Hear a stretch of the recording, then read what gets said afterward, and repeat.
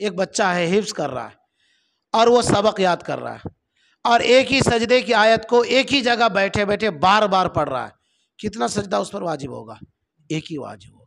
यानी एक ही जगह बैठे हुए एक ही सजदे की आयत को 20 मरतबा वो पढ़ता है, तो सजदा उस पर कितना वाजिब हुआ? सिर्फ एक वाजिब होगा, 20 मरतबा वाजिब नहीं होगा।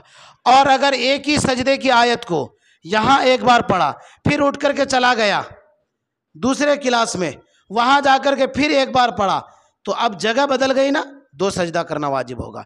या ये कि एक हिफ्ज का तालिब इल्म है, वो अपनी जगह बैठ करके सजदे की आयत तिलावत किया, रट रहा, याद कर रहा, एक बार अपनी जगह बैठ करके पढ़ा, ठीक है।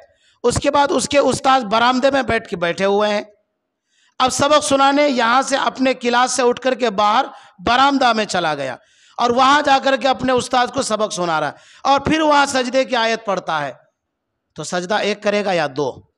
बोलो, 2 करेगा।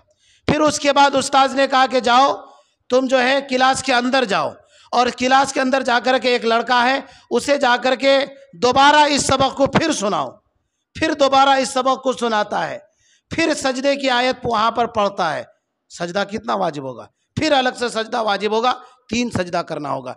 यानी एक ही सजदे की आयत को अलग अलग जगहों में पढ़ेगा, अलग अलग सजदा करना वाजिब होगा।